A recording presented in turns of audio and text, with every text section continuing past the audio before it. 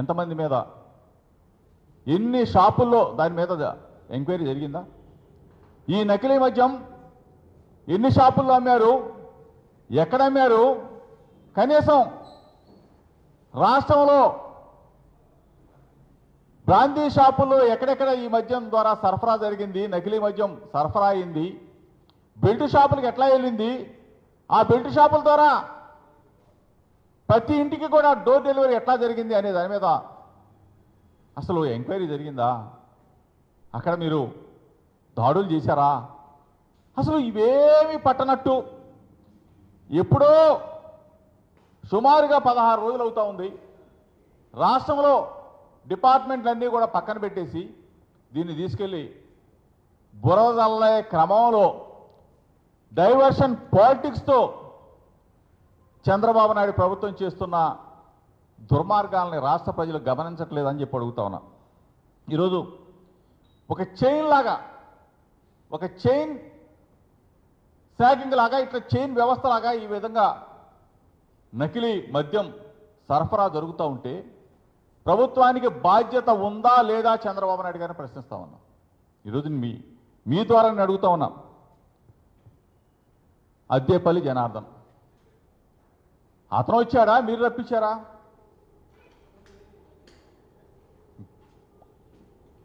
మీరు వెళ్ళి ఏమైనా రెడ్ కార్నర్ నోటీస్ ఇచ్చారా? మీరు వెళ్ళి ఏమన్నా ముంబై ఎయిర్పోర్ట్లో పట్టుకున్నారా?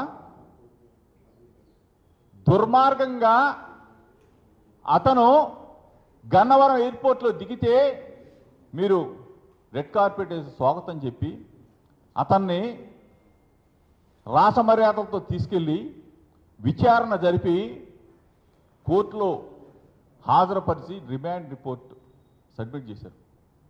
ఏ రోజైనా సరే, ఎప్పుడైనా సరే రిమాండ్ రిపోర్ట్లో వైఎస్ఆర్ కాంగ్రెస్ పార్టీ కానీ, మా పేరు కానీ, లేకపోతే మా లీడర్స్ పేరు కానీ ఎక్కడన్నా కానీ ఆ రిమాండ్ రిపోర్ట్లో కానీ అతన్ని జైల్లో, అంటే అతన్ని కోర్టులో హాజరుపరిచినప్పుడు జడ్జి గారి ముందు కానీ చెప్పిన దాఖలాలు ఉన్నాయా? ఇవన్నీ కూడా ప్రీ ప్లాన్డ్గా పరస్పర సహకారంతో మీరు వాళ్ళు చేసుకున్నారే.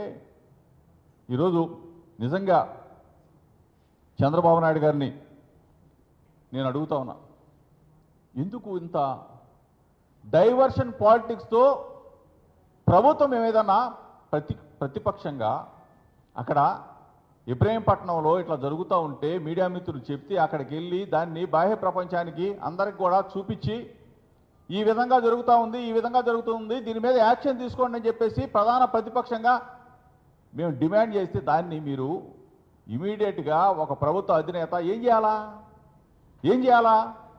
ఇది ఎక్కడ జరుగుతూ ఉంది, ఏ ఊళ్ళో జరుగుతూ ఉంది, ఇంత వ్యవస్థని ఏ విధంగా 16 నెలలుగా కళ్ళు కప్పి ఈ వ్యవస్థ నడుస్తూ ఉందంటే మీ పాత్ర లేదా? మీ పెద్దల పాత్ర లేదా? మీ ప్రభుత్వంలో ఉన్న పెద్దల పాత్ర లేదా? చంద్రబాబు నాయుడు గారు, లోకేష్, ఎందుకు మీరు ఇవి దొంగ చాటుగా దీన్ని పక్కన పెట్టి ఈ అద్దేపల్లి జనార్దన్, జై చంద్రారెడ్డి ఇద్దరు స్నేహితులు అని చెప్పారు కదా, ఇద్దరు కలిసి వ్యాపారం అని చెప్పారు కదా, జై చంద్రారెడ్డికి ఇంతవరకు కనీసం నోటీసులు ఇవ్వాల, అతను పిలిపించాల, అతను అరెస్ట్ చేయాల, అతను పిఐని అరెస్ట్ చేయాల, అతను బామర్దిని అరెస్ట్ చేయాల. అద్దేపల్లి జనార్దన్ ఇద్దరు కూడా మీరందరూ కూడా కుమ్మక్కై అతన్ని రెడ్ కార్పెట్ తీసుకొచ్చి పోలీస్ కస్టడీకి తీసుకెళ్ళి జడ్జి గారి ముందు పెట్టి తర్వాత అసలు అతను ఒక చాటింగు, ఫోనేమో ముంబైలో పోయిందంటాడు, ఆ ఫోన్లో నుంచేమో ఒక వాట్సాప్ చాటింగ్ జరిగిందని చెప్పేసి జోగి రమేష్తో అని చెప్పేసి ఒక లీకు, నేను మళ్ళీ దాని మీద ఒక కంప్లైంటు, లేదు జోగి రమేషే చేయించాడు అని చెప్పేసి ఫోన్లో మాట్లాడతాడు, వీడియో కాల్. బాంబేలోనేమో ఫోన్ పోవటం ఏంటి, ఇక్కడేమో కోర్టులో కానీ కనీసం ఎక్కడా కూడా రిమాండ్ రిపోర్ట్లోనేమో నా పేరు ఎక్కడా కూడా ఉచ్చారణ కూడా లేదు. ఈ పరిస్థితుల్లో ఎక్కడి నుంచి ఆ వీడియో లీక్ జరిగింది? సిట్ అధికారులా, పోలీస్ అధికారులా, ఎక్సైజ్ అధికారులా, ఎవరు చేశారో తెలీదు. ఈ వీడియో లేదు వాట్సాప్ చాట్ ఎవరు చేశారో తెలీదు. దీన్ని విస్తుపోయే నిజాలు బయటకు వస్తాయని చెప్పేసేమో చంద్రబాబు నాయుడు చెప్పడం, దీని వెనక పెద్దల పాత్ర ఉందని చెప్పేసి, లేకపోతే ఇంకోటి అని చెప్పేసి ఆ మంత్రి చెప్పడం. విస్తుపోయే నిజాలంటే ఏంటి? ధైర్యంగా దమ్ముగా నా మీద పడ్డ మచ్చని మరికిని బురద వేసిన చంద్రబాబు నాయుడికి అందరి సమక్షంలో, మీడియా మిత్రుల సమక్షంలో, రాష్ట్ర ప్రజల సమక్షంలో నేను ఎక్కడికైనా, ఏ విచారణకైనా, ఎక్కడికైనా రావడానికి సిద్ధంగా ఉన్నానని చెప్తే ఇంతవరకు కూడా దాని మీద స్పందన లేదు. ఏదో రూపేణ ఆ కస్టడీలో అతను తీసుకోవాలా, జోగి రమేష్ పేరు చెప్పించాలా, నెలలో 2 నెలలో 3 నెలలో 4 నెలలో జైలుకు పంపిస్తే మేము రాక్షస ఆనందం పొందాలా. ఇది తప్ప ప్రభుత్వానికి నిజంగా ఎవరు చేస్తా ఉన్నారు, ఎందుకు చేస్తా ఉన్నారు, ఈ ప్రభుత్వానికి చెడ్డ పేరు ఎందుకు వస్తూ ఉంది, ప్రభుత్వ ఆదాయాన్ని కొల్లగొడుతున్నది ఎవరని చెప్పేసి మీకు కొంచెమైనా బుర్రందా? అంటే ప్రభుత్వ ఆదాయాన్ని కొల్లగొడుతుంది మీరే కాబట్టా చంద్రబాబు నాయుడు గారు సమాధానం చెప్పాలా? ఈరోజు ఎంత నిస్సిగ్గుగా, ఎంత ఒక పక్కన జై చంద్రారెడ్డి ఎవరో మీ పార్టీకి సంబంధించిన మీ ఎమ్మెల్యే క్యాండిడేట్, తమ్మలపల్లి ఎవరు, అంతకుముందు ఎవరు, యాదవ్. ఆ యాదవ్ని తీసేసి శంకర్ యాదవ్ని తీసేసి ఇతనికి ఇచ్చేవే. దక్షిణాఫ్రికాలో లిక్కర్ ఫ్యాక్టరీలు ఉన్నాయని తెలుసు, లిక్కర్ వ్యాపారం అని తెలుసు, అన్నీ తెలుసు, అఫిడవిట్లు ఇచ్చారని తెలుసు. అంటే ఒక బలహీన వర్గాల్లోనే శంకర్ యాదవ్ని పీకేసి జై చంద్రారెడ్డి, జై డబ్బులు ఇస్తే చాలు, సూట్ కేసులు ఇస్తే చాలు, జై కొడితే చాలు, టికెట్లు మార్చేస్తాం. ఇంత దుర్మార్గంగా మీరు వ్యవహరిస్తూ ఈ రోజున ఐవీఆర్ఎస్ కాల్స్ ఏ స్థాయికి మీ ప్రభుత్వం దిగజారిపోయింది? ఎవరైనా ఏదైనా మంచి పని చేస్తే ఐవీఆర్ఎస్ కాల్ చేస్తారు, ఏదన్నా ఒక మెరుగైన ఫలితాలు ఇస్తే ఐవీఆర్ఎస్ కాల్ చేస్తారు. లేదు 17 మెడికల్ కళాశాలలు జగన్మోహన్ రెడ్డి గారు స్థాపించారు, వాటిని ముందుకు తీసుకెళ్తున్నాం అని చెప్పి ఒక ఐవీఆర్ఎస్ కాల్ చేసి ముందుకు తీసుకెళ్తారు. లేదు జగన్మోహన్ రెడ్డి గారి నాయకత్వంలో 4 బ్రహ్మాండంగా పోర్టులు శరవేగంగా అభివృద్ధి జరిగినాయి, దాన్ని మేము ముందుకు తీసుకెళ్తున్నాం అని చెప్పేసి ఐవీఆర్ఎస్ కాల్ చేసి మా గొప్పదానని చెప్పుకుంటారు. దుర్మార్గంగా నకిలీ మద్యంలో, నకిలీ వ్యవస్థలో ఫేక్గా లాగా తయారైపోయిన మీరు ఐవీఆర్ఎస్ కాల్స్ పేరుతో ప్రజలకి దొంగ ఫోన్లా దమ్ముంటే మేము చేసామని చెప్పండి, మా ప్రభుత్వం చేశామని చెప్పండి, చంద్రబాబు నాయుడు నేను చేశానని చెప్పు, లోకేష్ నేను చేశానని చెప్పు. ఐవీఆర్ఎస్ కాల్స్ దిక్కు మొక్కం లేకుండా, ఎక్కడో పేరు ఊరు లేకుండా, ఎక్కడి నుంచో నకిలీ మద్యం కేసు, జోగి రమేష్ వీడియో ఎవడో బయట పెట్టేది? ఏ అధికారి బయట పెడతాడని చెప్తా ఉన్నా. ఇంత దుర్మార్గంగా, ఇంత దొంగతనంగా మీరు వ్యవస్థలను వాడుకుంటూ, చట్టాన్ని వాడుకుంటూ, సిట్ అంటూ, స్టాండ్ అంటూ కుట్రలు చేస్తున్న మీ వ్యవస్థ, మీ దుర్మార్గమైన పరిపాలనని ప్రజలు అసహించుకుంటున్నారు చంద్రబాబు నాయుడు అని చెప్తా ఉన్నా. ఈరోజు నకిలీ మద్యం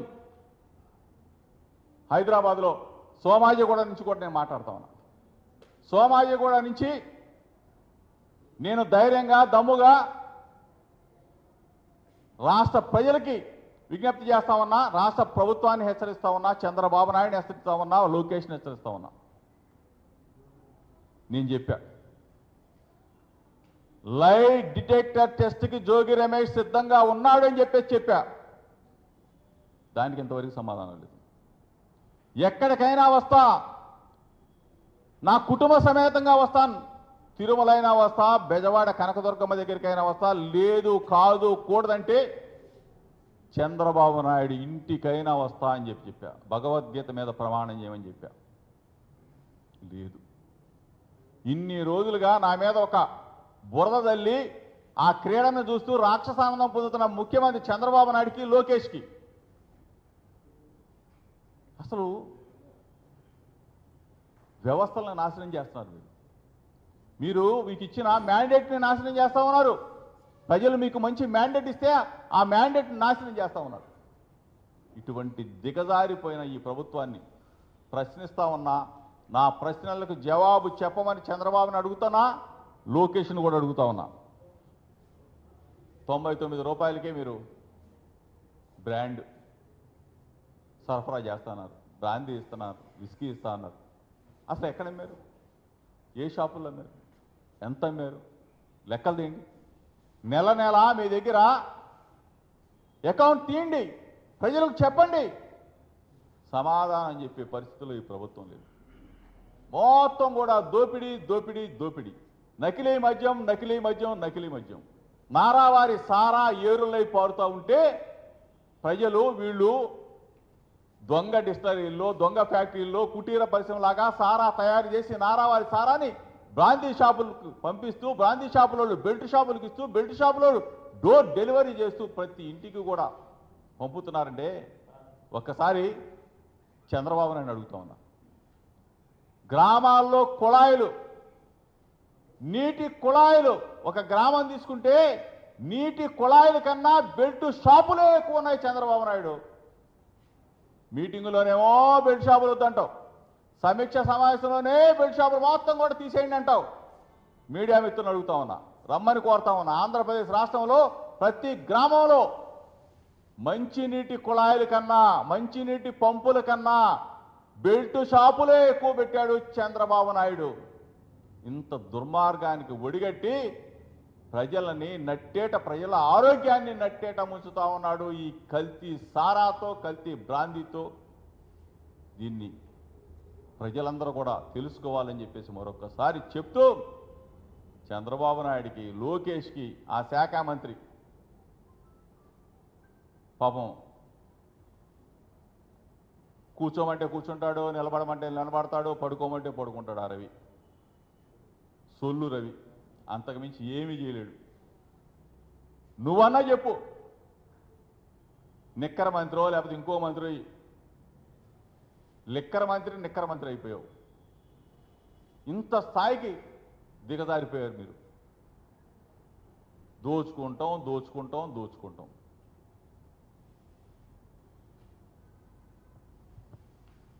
అందరికీ నమస్కారం అన్న.